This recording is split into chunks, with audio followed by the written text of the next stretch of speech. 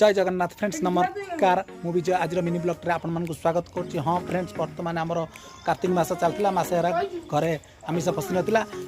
आज छाड़ खाई अच्छी देखो बैकग्राउंड रे माँ कौन कर आमिष तो निश्चिंत आम घर को आसी कौन आसी चलते देखा माँ रोसे करेंगे आम मैंने खाइबे। माँ आज कौन धौच कि माछ खाइले केमती लगे गुड़ा फ्रेंड्स देखो रूपचांदी माछ तेलिया माछ आ स्वादिष्ट माछ आम घर आज रोसे करेंगे माँ चलते देख। माँ एक एमतीका शब्द